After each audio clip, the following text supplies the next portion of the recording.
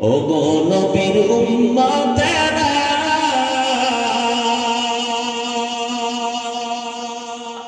হয়ে আজি দিশাহারা, কোরআন হাদিসের চলো যখন যাহা চায় মনে, নবী বিনে কে তরাবে প্রসিরাত মিজানে, নবী বিনে কে তরাবে প্রসিরাত মিজানে, নবী আমার জীবন ভরে দিনের লাগি কষ্ট করে, দান দান শহীদ করিলেন উহুদেরই ময়দানে, নবী বিনে কে দাঁড়াবে প্রসিরাত মিজানে, নবী বিনে কে দাঁড়াবে প্রসিরাত মিজানে, উম্মতের কান্ডারি নবী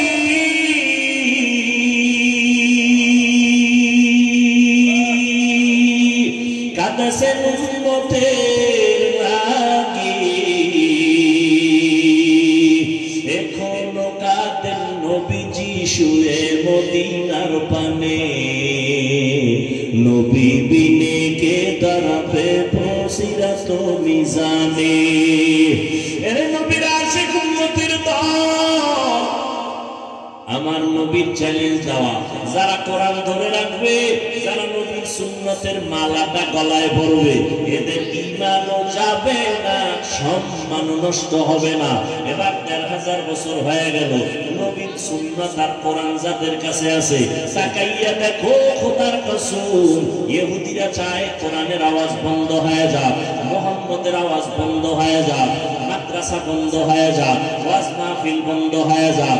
বেঈমানেরা চায়, ও মুসলমান তুমি মদিনার নবীর আশিক, তুমি কেন চাও কোরআনের মাহফিল বন্ধ হয়ে যাক? বেঈমানরা তো চাইবেই, কারণ ওদের কারণে ওদের নবীর আদর্শ থাকলে ওদের মাস্তানি চলে না, চুরি চলে না, দুর্নীতি চলে না। নবীর ইসলাম যদি থাকে, ওরা দুনিয়াতে ধোঁকাবাজি করতে পারে না, মানুষ নারীরা বেপরদায় আড্ডা দিতে পারে না, কারণ আমার নবী আসছেন, পর্দা রক্ষা হয়ে গেল। নবী আসছেন, মানুষের অধিকার ফিরে পেয়েছে, নারী তার অধিকার পেয়েছে, কন্যা তার অধিকার ফিরে পেয়েছে, বিধবা নারী তার অধিকার পেয়েছে আমার নবীর কারণে। এজন্য সব বেঈমানরা চায় এ জমিনে মুহাম্মদের আদর্শ না থাক, এ জমিনে কোরআনের আলো না থাক। তাহলে কি করা যায়? তাই এই কোরআনের আলো তৈরি হয় মাদ্রাসায়, মাদ্রাসা বন্ধ করো, ওলামায়ে কেরামে আলো ছড়ায়, ওলামায়ে কেরামের জবানে তালা লাগাও। কিন্তু আল্লাহর কুদরত, একটু আগেই বলেছি, আমার আল্লাহ চাইলে সব হয়, বান্দা চাইলে কিছুই হয় না। তাকাইয়া দেখো ইহুদি বেঈমান সহ মুনাফিকদের এত আক্রমণ, এরপরও যাদের কাছে নবীর সুন্নাত আছে, কোরআন আছে, এদের মতো সম্মানে এখনো দুনিয়াতে ভিন্ন কেউ নাই। नहीं कुदरत का इशारा, ये बंदा की कुव्वत नहीं कुदरत का इशारा, ऐ मर्द खैरात तर्क मासी की जरूरत, ऐ मर्द खैरात तर्क मासी की जरूरत, अब सोहबत सालिह की सवा कोई नहीं चारा, अब सोहबत सालिह की सवा कोई नहीं चारा, मरदूद है पीछे हमें ख्वाब नहीं लेकिन,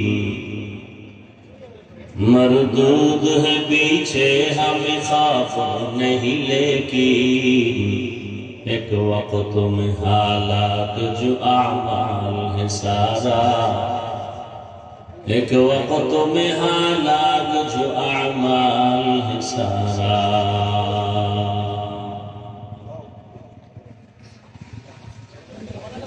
এই মনিটরে রিভাব দাও, ইকো দিবা না।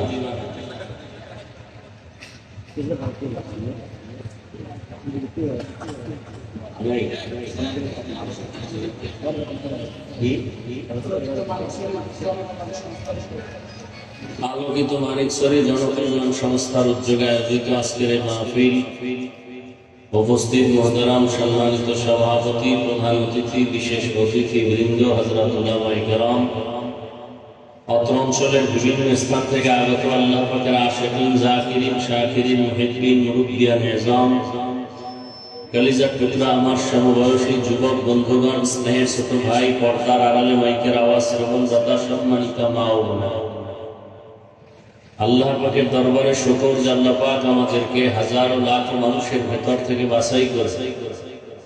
প্রতিকূল আবহাওয়ার মধ্য দিয়েও পৃথিবীর শ্রেষ্ঠ এক মজলিস, উলামায়ে আহলে হকের মজলিস, গুনাহ মাফের মজলিস, তওবা কবুলের মজলিসে আসার মতো, বসার মতো তৌফিক আমাদেরকে যে আল্লাহ দান করেছেন, সে আল্লাহর দরবারে নিয়ামতের শুকর আদায়ার্থে দিল থেকে জবান খুলে ঈমানের আওয়াজ উঁচু করে মহাব্বতে পড়ি আলহামদুলিল্লাহ। দরুদ ও সালাম সাইয়্যিদুল মুরসালিন রাহমাতুল লিল আলামিন শফিউল মুযনিবিন খাতামুন নবিয়্যিন সাইয়্যিদুস সাকালাইন ইমামুল মুরসালিন শফিউল আযম রাসূল আকরাম रहमत आलम नबीयुल अरब वल आजम हबीब किबरिया अशरफुल अंबिया सय्यदुल अंबिया शफीअ महशर साक़ी कौसर आका नामदार मदीना का ताजदार आफताब नबुव्वत फख्र मौजूदात सय्यदुल मखलूक़ात हज़रत मुहम्मदुर रसूलुल्लाह के एलाकाয় না আশিক রাসূল বেশি, নবীর নামে দরুদ পড়ে না, আশিক নামে চাপাবা। সবাই পড়েন সাল্লাল্লাহু, আবার পড়েন লাভ না ক্ষতি। একবার পড়ছেন, 3টা পুরস্কার আল্লাহ দিয়েছেন, 10টা গুনাহ আমলনামার জীবন থেকে মাফ হয়ে গেছে, অগ্রিম 10টা নেক আল্লাহ দান করেছেন। আল্লাহর দরবারে 10 গুণ মর্যাদা বেড়ে গেছে। বেশি বেশি দরুদের আমল করবেন, অনেক লাভ। কে কি বললো ওগুলো শোনার কোনো আমাদের সময় নাই, প্রয়োজন নাই। হাঁটতে, চলতে, উঠতে, বসতে সবসময় দরুদ শরীফ পড়ুন ইনশাআল্লাহ। রাজি আছেন না? দোকানে বসে আছেন, কথা না বলে দরুদ পড়েন। রাতে ওযু করে ঘুমাবেন, বিছানায় বসে পারেন, শুয়ে শুয়ে পারেন, দরুদ শরীফ পড়বেন। নাকি কোনো মুফতি সাহেব আবার ফতোয়া দিছে শুয়ে শুয়ে দরুদ পড়লে হবে না? কি যদি দরুদ পড়লি দাঁড়াইতে হয়, তাহলে ঘুমাইতেও হবে দাঁড়াইয়া। আল্লাহ আমাদের বুঝার তৌফিক দান করেন। এত বাড়াবাড়ি কেন ধর্ম নিয়ে? এত কঠোরতা কেন? এত দূরত্ব কেন? তাহলে বেঈমানদের সাথে মোকাবেলা করবো কখন? ঘরের আপন মুসলমান যদি আমাদেরকে ধাক্কা দেয়, আমরা ধাক্কা দেই, বেঈমানের সাথে মোকাবেলা করবো কখন? ও মানিকছড়ির মুসলমানেরা, কাদিয়ানীরা মুসলমানদেরকে বেঈমান বানাইতেছে, এই ব্যাপারে তোমাদের কি পদক্ষেপ? তাবলীগ নিয়ে মাথা পেরেশান, কওমি মাদ্রাসা নিয়ে পেরেশানি, খাঁটি পীর মাশায়েখ যারা আছেন তাদের নিয়ে খুব পেরেশানিতে সময় কাটান। আপনাদের এই হিলটেক্স, চট্টগ্রাম, বান্দরবন, এই সমস্ত অঞ্চলে খ্রিস্টান মিশনারিরা ভেতরে ভেতরে কাজ করে মুসলমানকে ঈমান হারা করছে, এ বিষয়ে মাথায় পেরেশানি নিছেন কত টাইম? ঘরে ঘরে সুদের ব্যবসা শুরু হয়ে গেছে, এই ব্যাপারে আপনাদের পদক্ষেপ কি?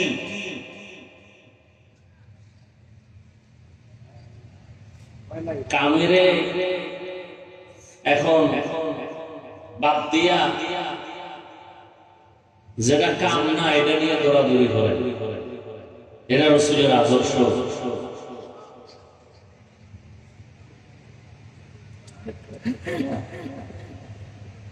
আল্লাহ আমাদের আমাদের সবাইকে হেদায়েত দান করুন। আচ্ছা, আয়াত হাদিসের তরজমাটা একটু বলে নেই।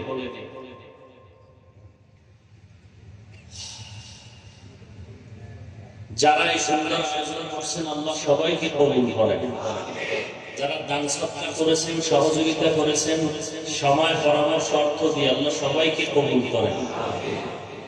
উলামায়ে কেরাম আলোচনা করেছেন, বিশেষ করে আমার কলিজার এবং হাজার ও লাখ আলেমের কলিজার টুকরা বাতিলের আতঙ্ক মুফতি রেজাউল করিম আবরার দামাত বারাকাতুহু অত্যন্ত তথ্যবহুল কোরআন সুন্নাহ ভিত্তিক আলোচনা করেছেন, যার কথার মোকাবেলায় দাঁড়ানোর মতো কোনো মায়ের সন্তানে জমিনে আছে বলে মনে হয় না। আল্লাহ তার কথা ইলম ও আমলে হায়াতে ইজ্জতে বরকত আরো বাড়ায় দেন। উলামায়ে কেরাম সহ সবার ইজ্জত আল্লাহ বাড়ায় দেন। যারা মিডিয়ার মাধ্যমে তথা ফেসবুকে আলেমদের বিরুদ্ধে লেখালেখি করে আল্লাহ পাক ওদের হেদায়েত দান করেন। আমি তো সারা বাংলাদেশে বলি, মা বাবার অভিশপ্ত সন্তান ছাড়া আলেমের বিরুদ্ধে কেউ ষড়যন্ত্র আর লেখালেখি করতে পারে না। যারা করে ওরা মা বাবার অভিশপ্ত সন্তান, ওদের উপরে মা বাবার বরদোয়া। আল্লাহ হেদায়েত দান করুন। আমি আপনাদের দোয়া নিতে আসছি অনেক কষ্ট করে, আবার সংক্ষিপ্ত কিছু কথা বলার নিয়তে কোরআনে হাকিমের এক আয়াতে কারিমা, নবীজির একটি হাদিসের অংশ পড়েছি। ইখলাসে রুহানিয়াতের সমন্বয়ে সহি তরিকায় সহি নিয়তে সহি কিছু কথা বলার মতো শুনবার মতো আমাকে আপনাদের সকলকেই দয়াময় আল্লাহ তৌফিক দান করেন। ইয়া আইয়ুহাল্লাযীনা আমানুস্তাঈনু বিস-সাবরি ওয়াস-সালাহ। আল্লাহ বলেন, হে মুমিনরা, নারী পুরুষ ধনী গরীব, তোমরা সাহায্য প্রার্থনা করো সবর ও সালাতের মাধ্যমে। ইন্নাল্লাহা মা'আস সাবিরিন, নিশ্চয়ই আল্লাহ সাবিরিনদের বন্ধু হয়ে থাকবেন। নবীজি বলেন, মাইয়ুরিদিল্লাহু বিহি খাইরান ইউসিব বিহি, আল্লাহ যাকে বেশি মহব্বত করেন, কল্যাণ চান, তাকেই মুসিবতের পরীক্ষা দিবেন। আয়াত হাদিসের তরজমা শেষ। আলোচনার বিষয়বস্তু আমার তিনটা কথা। সাহায্য আল্লাহ চাইতে বলছেন, সাহায্য কেন চাবো, এটা হলো এক কথা। দ্বিতীয় কথা হলো সাহায্য যদি চাইতেই হয় কার কাছে চাবো, দুই কথা। তিন নাম্বার কথা হলো সাহায্য যদি চাইতেই হয় কোন সিস্টেমে সাহায্য চাবো। প্রথম কথা হলো সাহায্য চাবো কেন। এই তিনটা কথা আমি বয়ানে মোটামুটি গুছায় বলে শেষ করবো। এর আগে কিছু কথা বলবো। এখানে আপনারা একদলীয় মানুষ আসছেন এমনটা না। বাংলাদেশের যত ভালো খারাপ দল আছে সব দলের মানুষ এখানে আছে। আছে না নাই? পক্ষ বিপক্ষের সব মানুষ আছে। কেউ দূরে দাঁড়ায় বয়ান শুনতেছে। আল্লাহর মোহাব্বত নিয়ে নিরপেক্ষ কথা বলবেন, সত্য কথা আজীবন স্বীকার করবেন, সাপোর্ট দিবেন। মানেন আর না মানে পারা যাবে না ইনশাআল্লাহ। প্রথম একটা প্রশ্ন করি, আমার দেশের মধ্যে দাওয়াত ও তাবলীগের দ্বারা ইসলাম এবং মুসলমানের কোনো ক্ষতি হয়েছে কিনা? তাল মিলেন না, বুঝে শুনে বলেন। আর যদি বলেন হ্যাঁ ক্ষতি হয়েছে, তারা আমি জবাব দেই বা আমি ভুল স্বীকার করি, এবং আমি আপনার সাথে মাঠে ময়দানে কালকে থেকে তাবলীগের বিরুদ্ধে কথা বলবো। তাহলে তাবলীগের মাধ্যমে এদেশের মুসলমানের ইসলামের কোন ক্ষতি হয়েছে? সবাই একমত? নাম্বার দুই, যারা পীরের লাইনে হক ভণ্ড না, যারা কি হক, এদের দ্বারা কি আমার দেশের ইসলাম ও মুসলমানের কোন ক্ষতি হয়েছে? নাম্বার তিন, কওমি মাদ্রাসার কারণে আমার দেশের মুসলমানের ঈমান আমলের কোন ক্ষতি হয়েছে? বলেন। যদি বলেন হয় নাই, তাহলে আপনার কাছে আমার বিনয়ের সাথে আবদার থেকে গেল। রাগের কথাও আমার জানা আছে, বলবো না। মহব্বতের কথা বলবো। আপনি জীবনে কোনোদিন তাবলীগ বলেন, কওমি বলেন, এবং আহলে হক পীর মাশায়েখ বলেন এদের বিরুদ্ধে কখনো কিছু বলবেন না, লিখবেন না। যদি কিছু বলে থাকেন, লিখে থাকেন, একা একা তওবা করে নিয়ে। কথা ঠিক আছে?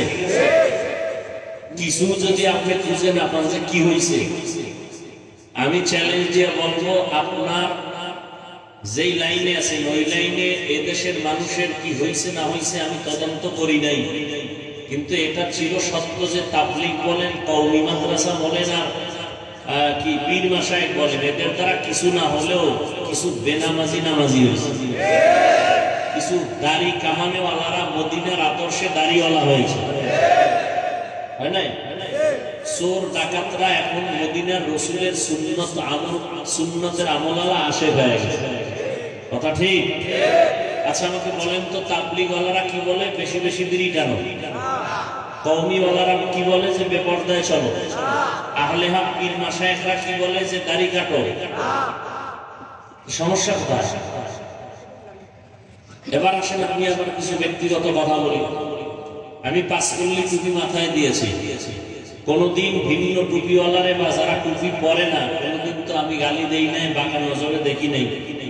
আপনার অন্তর কেন এমন যে আপনি পাঁচকল্লিটাকে কেন্দ্র করে আমাকে আলাদা নজরে দেখেন? আপনার বিবেকের কাছে আমার প্রশ্ন। আমি কওমি মাদ্রাসার সন্তান, কোনদিন আমি আলিয়ার বিরুদ্ধে বলি নাই, স্কুল কলেজের বিরুদ্ধে বলি নাই, হিংসাও করি না। আপনি কেন কওমির ব্যাপারে এত মাথা গরম নিয়ে বাঁকা নজরে তাকান? আমি পীর মাশায়েখের লাইনের সন্তান, যারা পীর মুরিদির পছন্দ করে না বা এই লাইনে নাই, আমরা তাদের গালি দেই না, হিংসা করি না, দেখলে সালাম দেই। আপনি কেন পীর মুরিদির বিরুদ্ধে কথা বলেন? আমি নাভির নিচে হাত বেঁধে নামাজ পড়ি, যারা বুকের উপরে হাত বেঁধে নামাজ পড়ে তো আমরা তো তাদের কাফের বলি নাই, গালিও দেই নাই।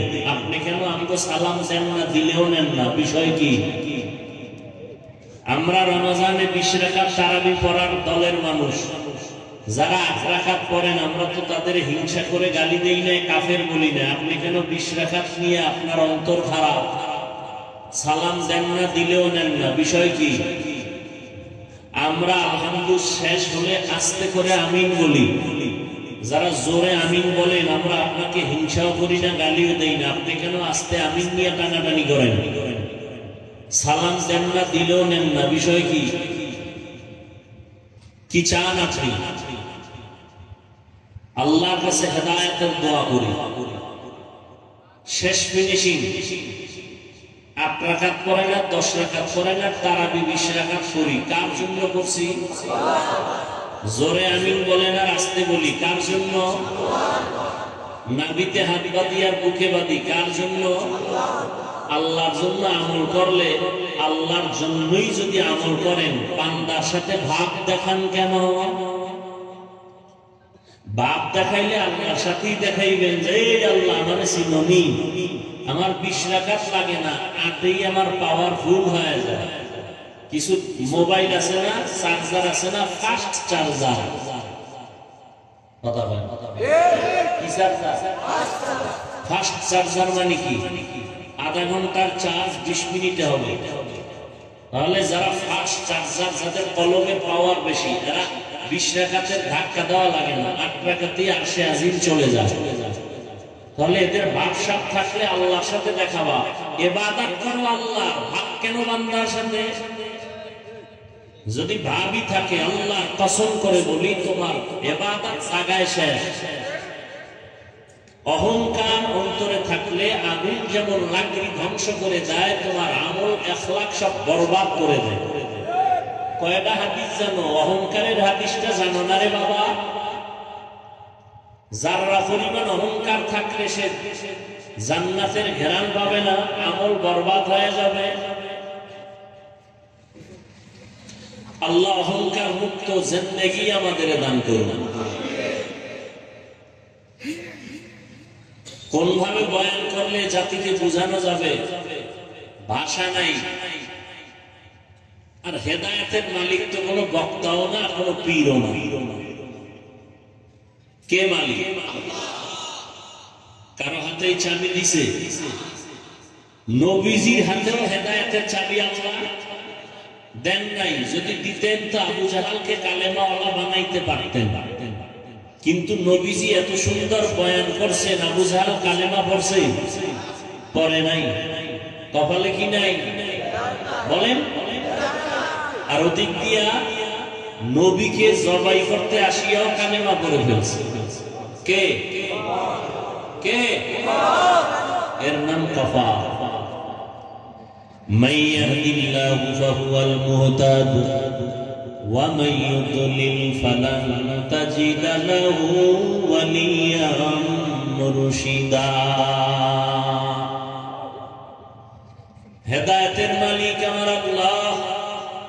আল্লাহ বলেন আমি চাইলে হেদায়েত কাউকে দেওয়ার দিয়ে দেই, আমি যদি চাই না হেদায়েত দিব না তো হেদায়েত পাবে দূরের কথা, হেদায়েত পাওয়ার মতো কোন মুরব্বী ও মুর্শিদ ও পথ প্রদর্শক খুঁজে পাবে না।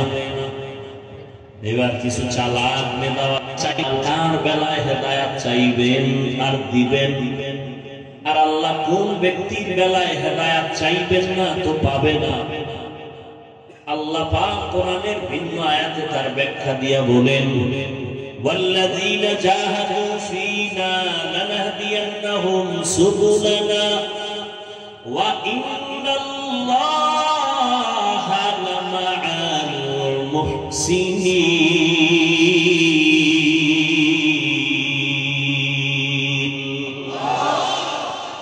আল্লাহ বলেন যারা চেষ্টা করবে আমি আল্লাহর হেদায়েতের জন্য, আমার সন্তুষ্টির জন্য, আমি তাদের জন্য হেদায়েতের অনেক রাস্তা খুলে দিব। সুবহানাল্লাহ। তাহলে আল্লাহ চাইলে হেদায়েত পাবে, আল্লাহ না চাইলে হেদায়েত পাবে না। আল্লাহ চাইবেন কার বেলায় আর আল্লাহ চাইবেন না কার বেলায়? যে ব্যক্তি আল্লাহর কাছে হেদায়েত চাইবে আল্লাহ তাকে হেদায়েত দিবেন, আর যে চাইবে না সে হেদায়েত পাবে। আবু জাহাল হেদায়েতের দরজার সামনে দাঁড়ায় আমি চাই না, হাতে মুষ্টির মধ্যে পাথর নিয়ে বলে ভাতিজা মুহাম্মদ কি বলতে পারো আমি একটা বর্ণনা নবী খুশি? চাচা তাইনি? বলে হ্যাঁ। নবী কয় আমি বলতে পারবো না আপনার হাতে মুষ্টির মধ্যে কি আছে। তবে নবী একটু ইশারা দিলেন হাতের মুষ্টিতে কি আছো একটু আওয়াজ দাও। সাথে সাথে পাথরগুলো কালেমার আওয়াজ দিল। আবু জাহিল এত খারাপ, পাথরগুলো মাটির মধ্যে ফেলে দিয়ে কয় মুহাম্মদ বড় জাদুকর। হেদায়েত পায় নাই, পাইছে? কেন বলে? চাই নাই।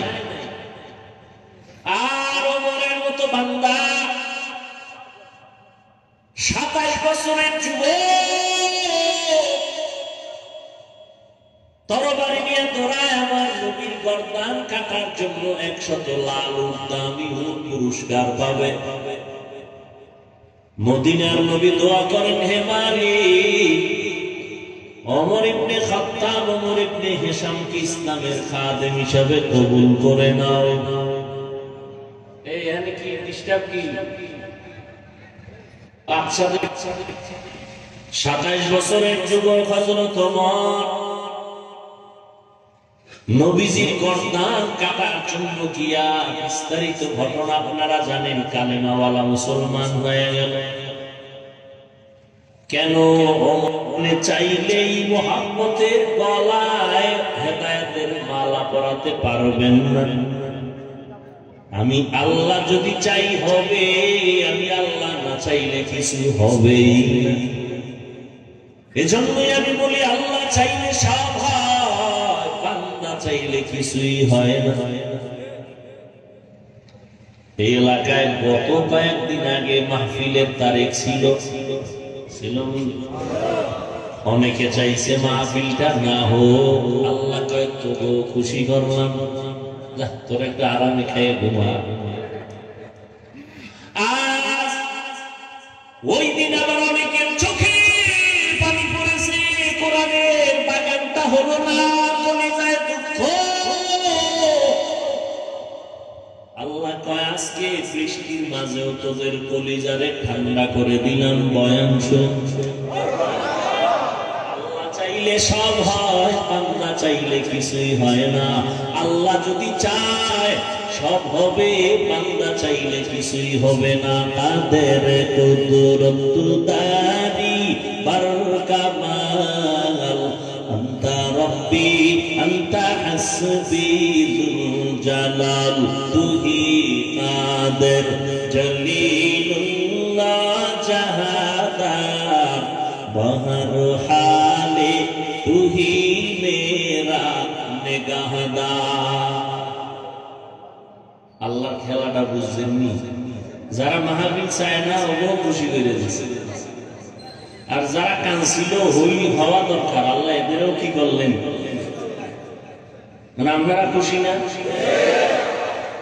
আবার না হওয়াতে যারা খুশি, এরা যদি আজকে হওয়াতে আবার বেজার হয়, তাহলে এটা ইনসাফ হবে? এটা ইনসাফ হবে? ওকে তো একবার খুশি করছি, কয়বার খুশি চাও? এটা ইনসাফ? আফসোস লাগে যারা ইসলাম নিয়ে উল্টাপাল্টা কথা বলে, এদের নিয়ে কোনো মন্তব্য নাই। আমরা মানুষের পাও ধরে ধরে দাড়ির বয়ান করি, নামাজের বয়ান করি, রোজার বয়ান করি, সুন্নতের আমলের বয়ান করি। আমগো মাহফিল না হওয়ার জন্য পেরেশান হয়ে যায়, কেমন তারা মুসলমান আর কেমন ঈমান। আল্লাহ হেদায়েত দান করুন। এই যে এতক্ষণ বয়ান করলাম, কোন বিশ্বাবের নামে দালালি করছি, তা তুমি আমার কোন পীরের দালাল বলো কেন? এতক্ষণ যে বয়ান করলাম আওয়ামী লীগের পক্ষে বলছি, বলো যুবকেরা, বলো সত্য কথা বলো। বিএনপির সাপোর্ট করছি, তা তুমি আওয়ামী লীগ বা বিএনপির দালাল বলো কেন? আমার চেহারা দেখলে মনে হয় আমি আওয়ামী লীগ করি, বিএনপি করি, তা একজন আলেমকে তুমি দলের দালাল বলো কেন? এই বেয়াদব, আলেমকে দালাল বলার অধিকার তোকে কে দিয়েছে? মদখোরের কাছে যাওয়ার পরে যদি আমি মদখোরের সুরত ধইরা ফেলাই, তা বলতে পারো আমি মদখোরের গোলাম। আর মদখোরের কাছে আলেমরা যাওয়ার কারণে যদি মদখোর টুপিওয়ালা হয়, তাহলে কি হুজুর দালাল? হাটহাজারীর হুজুর আওয়ামী লীগের কাছে যাইয়া সরকারি কওমি মাদ্রাসার সনদ আছে, বিএনপির কাছে ওলামায়ে কেরামকে ইসলামের যদি কোনো কাজ উপকার করে, এটা দালাল। দালাল বুঝো কত বড় বেয়াদব। ক্লাস 5-এ পড়ে, না হয় দাখিল পড়ে, না হয় কওমি মাদ্রাসায় কাফিয়া শারহে বেকায়া পড়ে, ফেসবুকে লিখে দিল একজন আলেমের নামে অমুক দলের দালাল। এজন্য চ্যালেঞ্জ করে বলেছি সারা দেশে যারা আলেমদের বিরুদ্ধে লেখে, ওরা মা বাবার অভিশপ্ত সন্তান, ওদের উপর আল্লাহর লানত।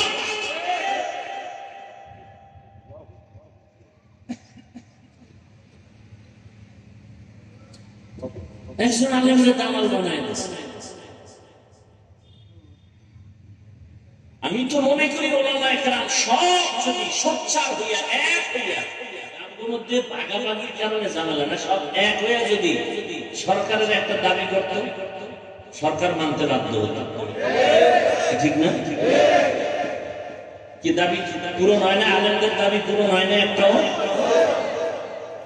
মূর্তির বিরুদ্ধে আন্দোলন করছে, যাত্রাবাড়ির সামনে হয়েছে, কথা বলেন না, খবরও নাই, নাই পাহাড় ভাঙ্গে এখানে খবর আইয়ে না। তা আপনি আলেমদের দালাল বলেন কেন? মরার ভয় নাই? কিয়ামতের আগের দিন পর্যন্ত এই জমিনে আর এক সেকেন্ডের জন্য আর কোনোদিন আমাদের নবীজি আসবেন? আবু বকর, ওমর, ওসমান, আলী সহ কোন সাহাবায়ে কেরাম আসবেন? সত্য কথা বলেন, আসবেন? ইমাম বুখারী, ইমাম মুসলিম, ইমাম তিরমিজি, ইমাম আবু হানিফা, ইমাম শাফি, ইমাম মালিক, ইমাম আহমদ বিন হাম্বল সহ কোন ইমাম আসবেন? তাহলে আমরা জান্নাতে যাব না? যাব না? জান্নাতের ঠিকানা আছে কোরআন হাদিসে। আপনি আরবিও কোরআন বুঝেন না, আরবি হাদিসও বুঝেন না, আপনার উপায় কি? নবীও আসবে না, সাহাবায়ে কেরামও আসবে না। আর আপনি যদি চায়ের দোকানে চা খান আর বসে তেল দিয়া এরপরে বলেন আমি কোন ব্যক্তি মানি না, কোরআন হাদিস মানি, আপনি আরবি বুঝে নেই না, আমি ওলিয়া উলিয়া মানি না, আমি কোরআন হাদিস মানি, আপনার কথাটা পৃথিবীর নিকৃষ্ট একটা মিথ্যা ধোঁকার কথা। আপনি কোরআন হাদিস মানা কি জিনিস সেটা বুঝেনি। যে ওলিয়া উলিয়া মানে না, ও কোরআনও মানে না, বুখারী শরীফও মানে না, চাপাবাজি করে আমি কোরআন হাদিস মানি, কোন পীর আউলিয়া মানি না। আল্লাহর কসম করে বলে গেলাম, যারা বলবে আমরা ওলিয়া উলিয়া মানি না, ওরা কোরআন শরীফ মানে না, বুখারী শরীফ মানে না, ওরা ভণ্ড। ওদের যারা ভণ্ড বলবে না তারাও ভণ্ড। আমি কোরআন হাদিস মানি, ওলিয়া উলিয়া মানি না। তা তোমার জন্য নবী আইব ইসলামের দাওয়াত দিতে, আবু বকর আসবেন, ওমর আসবেন, তুমি ওলামায়ে কেরামের কাছে না গেলে ইসলাম কি বুঝবা? এই দুনিয়াতে তিন দল, দুই দল ধ্বংস, এক দল হকের উপরে আছে। যারা বলে আমরা কিতাব মানি, ব্যক্তি মানি না, গোমরা গোমরা গোমরা। যারা বলে আমরা শুধু কিতাব মানি, কোনো ব্যক্তি মানি না, ভণ্ড। আর এক দল আছে এরা ব্যক্তির গোলামি করে, কিতাব কিতাব নাই ভাই, কোরআন হাদিস না বুঝিও না, মানিও না, পিশাব রাখায় তাই, ভণ্ড। যারা বলে আমরা কিতাব মানি, ব্যক্তি মানি না, হক না ভণ্ড? যারা বলে আমরা ব্যক্তি মানি, কিতাব মানি না, হক না বাতিল? যারা বলে আমরা কিতাবও মানি, ব্যক্তিও মানি, তারা হক। আমরা কোরআন মানি, হাদিস মানি, পীরও মানি, আল্লাহর ওলি ওলি আউলিয়া ওলামায়ে আহলে হকদেরও মানি। কতক্ষণ? কোরআন হাদিসের কষ্টি পাথরে আমার পীর ঠিক থাকবেন যতক্ষণ। কোরআন হাদিস শিখছি হুজুরের থেকে, ঠিক না? আমার শিক্ষক শিখাইছেন, আলেম শিখাইছেন, আমার ওস্তাদ, কিন্তু সেই ওস্তাদ লোভে পড়তে পারে না, পারে না। আমার সঠিকভাবে শিখাইছেন ঠিক, কিন্তু টাকার লোভে কইরা হুজুর এখন দেখি উল্টা পাল্টা করে। কারণ আমি বুঝতেছি যে সঠিক লাইনে হুজুর কি নাই, তখন নিয়ম কি? লোকমা দেওয়া। আমার ওস্তাদ ইমামতিতে দাঁড়াইছে, লোকমা দেওয়া লাগবে না? ভুল হইলে লোকমা দিতে হবে না? লোকমা কে দিবে? রাস্তা দিয়ে একজনে যায় আর মসজিদের মাইকে আওয়াজ হইতেছে ইমাম সাহেব আলহামদুলিল্লাহ পড়ে, তো এক আয়াত থুয়ে গেছে। রাস্তা দিয়ে যেই লোকটা যায়, হে জানালা দিয়ে উকি দিয়ে কয় ইমাম সাহেব সিরাতাল মুস্তাকিম তো কম নাই। এই লোকমা দেওয়া জায়েজ নাই। ইমাম সাহেব যদি এই লোকমা নেয়, বাইরের লোকের নামাজ বাতিল। লোকমা দেওয়া লাগবে, নিয়ম আছে, কে দিবে? মূর্খ। ইমামের পেছনে একজন শিক্ষিত আলেম থাকবে, সে লোকমা দেবে। তুমি আউযুবিল্লাহ পারো না, মাত্র তোমার বয়স 25-26, তুমি আলেমের ভুল ধরার বলো দাদা। তোমার অধিকার নাই আলেমের ভুল ধরার। আলেমের ভুল ধরার জন্য বহুত মানুষ আল্লাহ জমিনে বানায় রাখছে। লোকমা তারা দিবে। হ্যাঁ, আল্লাহ আমাদের সবাইকে হেদায়েত করুন। আসলে তো আমরা ওলামায়ে কেরাম মোটামুটি অনেক কাছাকাছি। এখন বাংলাদেশের আলেম ওলামারা মোটামুটি কি কাছাকাছি। আগে যে রকমটা কঠিন যুদ্ধ যুদ্ধ ভাবছিল মনে মনে, এটা নাই।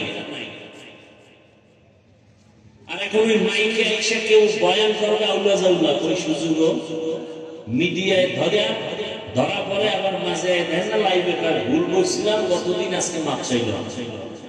কিন্তু আমাদের কোনো আন্দোলনের দরকার নাই আলেমের বিরুদ্ধে। আলেম ভুল টুল বললে নিজে বলবেন ভুল বলছিলাম, বেখেয়ালে ক্ষমা চাই।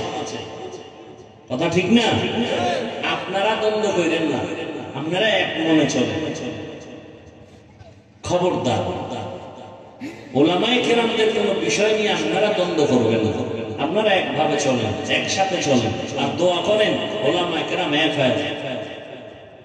সব ধরনের ওলামায়ে কেরাম যদি একসাথে চলে, তো দূরত্ব কমে যাবে, ইখতিলাফ কমে যাবে, ইফতিরাক কমে যাবে, আন্তরিকতা বাড়বে, ইখলাস বাড়বে, সব শেষে ইসলামের উপকার বেশি হবে।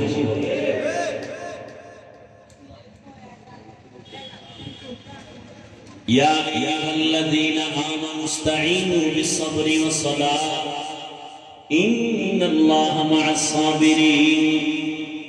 আমার কথা ছিল কয়টা? সাহায্য দরকার কেন? যদি দরকারি হয় কার থেকে নিব, কিভাবে নিব? এক নম্বরে সাহায্য দরকার কেন? কথাটা আল্লাহ শুধু মুমিনকে বলছেন, কোন বেঈমানকে বলেন নাই। ইয়া আইয়ুহাল্লাযীনা আমানু,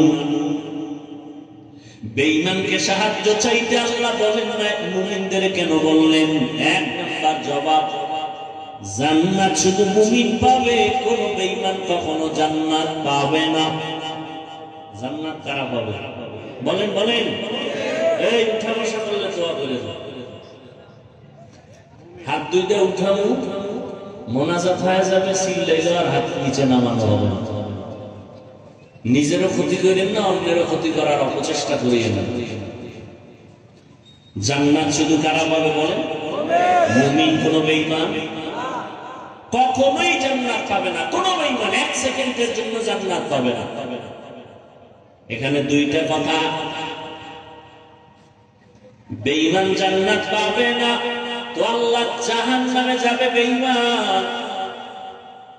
আল্লাহ তাআলা চান না কোন মানুষ জাহান্নামে যায়, এটাও সত্য। মুমিন জান্নাত পাবে, বেঈমান পাবে না, এটাও সত্য। আল্লাহ কাউকে জাহান্নামে দিতে চান না, এটাও সত্য। প্রশ্ন তাহলে আল্লাহ জাহান্নামটা বানাইলেন কেন?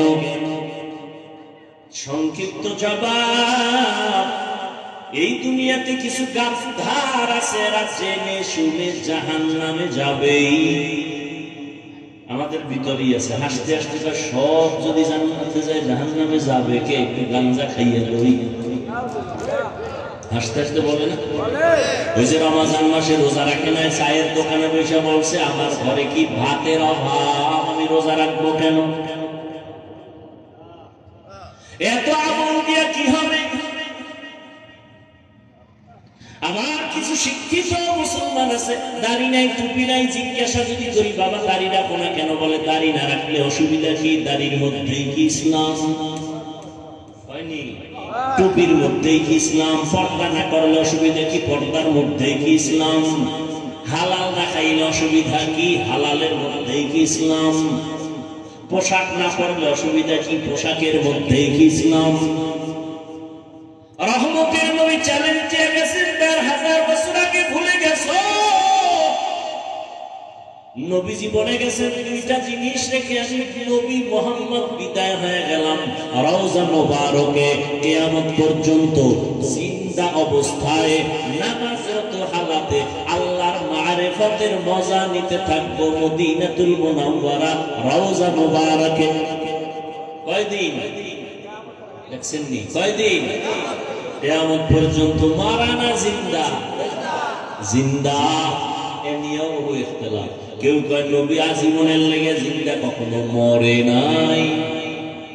আর একদল বলে না, নবী জিন্দা ছিল 63 বছরের পরে যে মাটির তলে গেছে আর জিন্দা হয় নাই। আসেনি? ঝামেলার কোনো শেষ নাই, দরকার নাই ওই ঝামেলা। এর যুবক, নবী জিন্দা না মরা নিয়ে তর্ক তার সাথেই করবো যে নবীর বাকি সুন্নত গুলো ঠিক মতো পালন করে, যে নবীর তরিকায় দাড়ি রাখে না, নামাজ পড়ে না, পর্দা করে না, হালাল খায় না, সুদ খায়, ঘুষ খায়, ওর সাথে নবীর বিষয়ে কোনো আলোচনাই হতে পারে না। নবীর নিয়ে কোনো কথা বলার অধিকার নাই, কারণ ও নবীজির জাহিরি বড় দুশমন। যুবকেরা বলো, নবীজির রেখে যাওয়া চ্যালেঞ্জটা কি? দুই জিনিস নবী বলেন রেখে গেলাম, যদি ধরে রাখো ঈমানও যাবে না, সম্মানও যাবে না। قال النبي صلى الله عليه وآله وسلم تركت فيكم أمرين لن تضلوا ما تمسكتم بهما كتاب الله وسنة رسوله।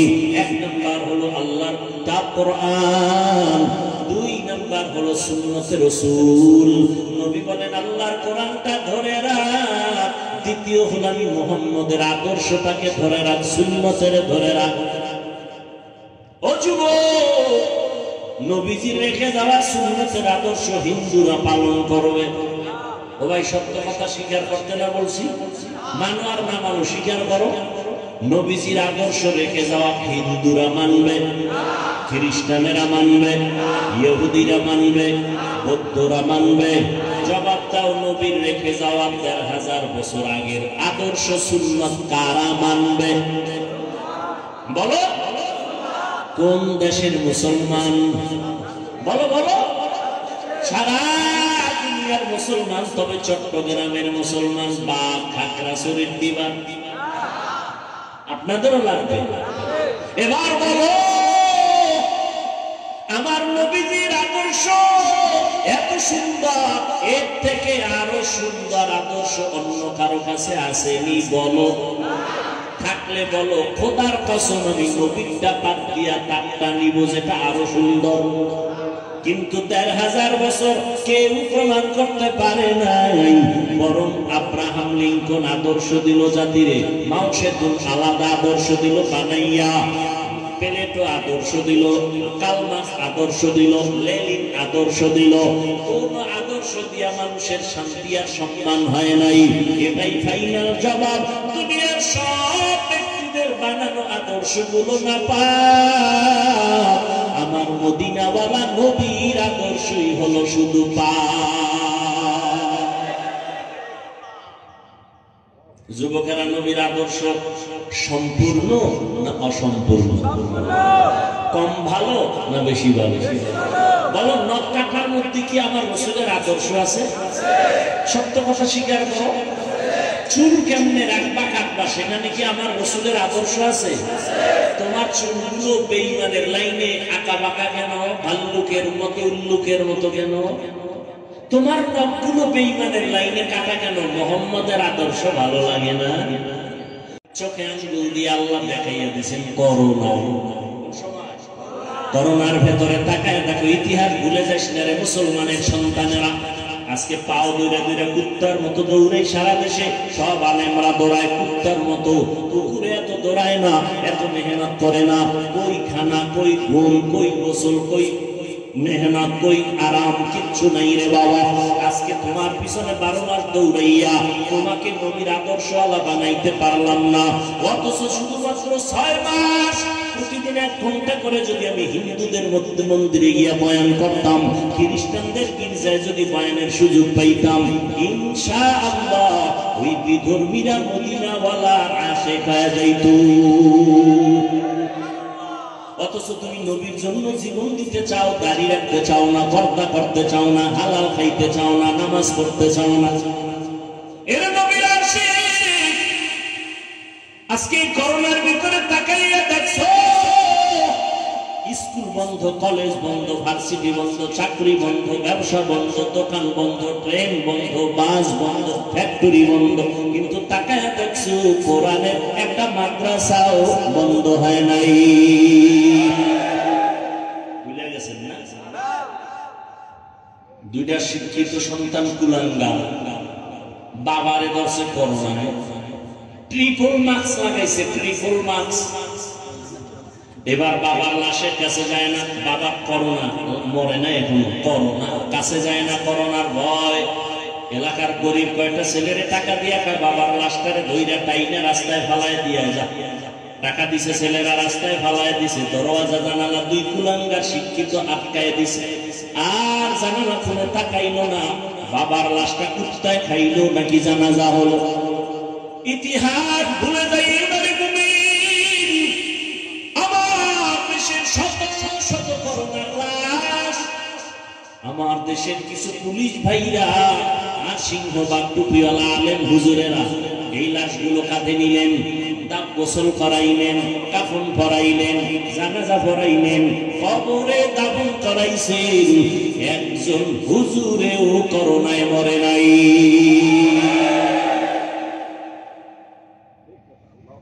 সম্মান বুঝো। করোনার ভিতরে কয়েকজন হুজুর মানুষের কাছে ভিক্ষা করছে যে না খাইয়া মরি, বাচ্চা নিয়ে করছে? কোন হুজুর? হ্যাঁ, কোন হুজুর করে নাই। যদিও বেতন ৫,০০০, ৬ মাস বাকি। আর তুমি সরকারের চাকরি করবে, বেসরকারি ফার্মে চাকরি করো, 20-30 হাজার টাকা বেতন, টেবিলের নিচে বাম হাতে নাও 20,000, 50 খাইয়াও শান্তি গরম, শান্তি নাই। বউয়ের সাথে ব্যবহার ভালো নাই, সন্তানের সাথে ব্যবহার ভালো করো না, এরপর সরকারের গালি দাও, গদির মধ্যে লাল বাতি জ্বালায় দিবা। কিন্তু কোন আলেম এত কষ্ট করে জীবন যাপন করেন, 5,000 টাকা 10,000 টাকা বেতন, মসজিদে তাও ঠিক মতো দেয় না, 6 মাস বাকি। কোনদিন জুমার বয়ানে ইমাম বলে নাই বেতনটা 1 তারিখের মধ্যে দিও, না হয় আসর থেকে সূরাটা উল্টা পড়া হবে, বলছে? কোনদিন কাউরে গালি দেয় নাই, হিংসা করে নাই, হাসি মুখে দোয়া করে, সালাম দেয়। তোমার ঘরে খানের ওলার সংখ্যা কম, হুজুরের ঘরে সন্তান বেশি, কারণ তুমি ট্যাবলেট খাইয়া সন্তান কমাইছো। হুজুর ট্যাবলেট খায় নাই, বাড়াইছে, ঠিক নেই? কারণ নবীজি কয় সন্তান মাইয়া ওই বাড়ির মাইয়া বিয়ে করবি যেই বংশে সন্তান বেশি হয়, কারণ কিয়ামতের দিন আমি মুহাম্মদ অন্য নবীর উম্মতের তুলনায় আমার উম্মত বেশি হবে, গর্ব করে আমি জান্নাতে মিছিল দিয়ে যাব। নবী কয় উম্মত বাড়াও, আর তুমি ট্যাবলেট খাইয়া উম্মত কমাও। তুমি আশিকে রাসূল যদি না হও তো ভণ্ড কে হবে? নবী কয় উম্মত বাড়াও, আর এই ট্যাবলেট খাইয়া কমাইতে পারছে?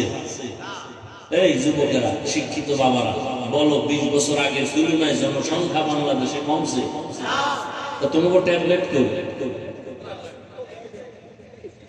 স্লোগান দিছো, হোক মেয়ে হোক, দুটোর বেশি নয়, একটা হলে ভালো হয়, না হইলে আরো ভালো, ঠিক নেই? এরপরে তোমার ঘরে সন্তান কম, খাওয়ার মধ্যে শান্তি নাই, টাকার অভাব নাই, বাজারের অভাব নাই, আর হুজুরের ঘরে সন্তান বেশি, কোনদিন না খাইয়া মরে নাই, কারণ তার 5-10 হাজার টাকার মধ্যে লাখ টাকার বরকত। কয় কেমন? তুমি 3 প্লেট খাইলেও পেট ভরে না, আর হুজুরেরা 1 প্লেট 4 জনে খাইয়া ওই পেটে জায়গা হয় না। এর নাম বরকতি খানা। তুমি খাওয়ার ঘরে 5 মিনিট পরে কয় যে বাথরুমের দরজার তালা খোল, মাওলার কুদরত বুঝবে না, কবর করে গেছে। এভাবেই দুনিয়া চলবে, বয়ানও চলবে, গাঞ্জাখোর গাঞ্জাও খাইবে, এভাবে দুনিয়া চলবে। কিয়ামতের দিন এরকম কেউ পিঠা খাইবে, কেউ জান্নাতে যাবে। দুনিয়াতে চলতেছে না, কারো হাতে হ্যান্ডকাপ, জেলখানায় যাইতেছে, কেউ আবার সরকারি গাড়ি দিয়া পতাকা লয়ে ঘুরতেছে। কিয়ামতে এরকমই আল্লাহর প্রিয় বান্দারা পতাকা লয়া ভিআইপি গাড়ি দিয়া, সামনে পেছনে সিকিউরিটি গার্ড থাকবে,